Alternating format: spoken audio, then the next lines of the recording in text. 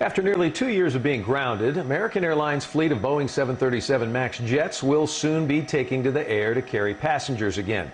Earlier today, in fact, a demo flight flew from DFW up to Tulsa and then came back. Our Ken Molestina spoke to a retired American Airlines pilot this afternoon who offered his thoughts on the return of the much-talked-about MAX. Ken? Yeah, Doug, 20 months now. That's how long it's been since airlines were forced to ground the planes across the globe, following, of course, those two deadly crashes that killed hundreds in other parts of the world. Last month, the FAA cleared the MAX jets to fly again, and this morning's demo flight proves that American Airlines' intention to get them back up for routine flights later this month.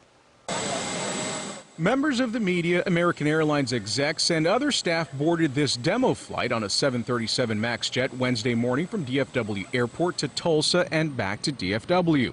The purpose of it was to demonstrate the planes are safe and they're ready to take to the air after being grounded for 20 months following the October 2018 and March 2019 crashes that killed about 350 people on MAX jets from Lion Air and Ethiopian Airlines.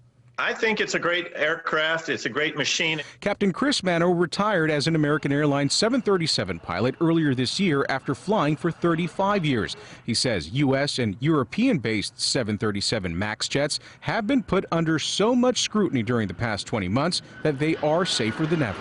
We have such a vigorous enforcement, training, and oversight of the airlines and in the individual airlines. Every single airline operating it in the United States has been safe and had no problem. But when you get to pilots with less currency, less qualification, and systems that have less oversight, which many nations have very little aviation oversight, inspection, enforcement, and training, that's where the problem was.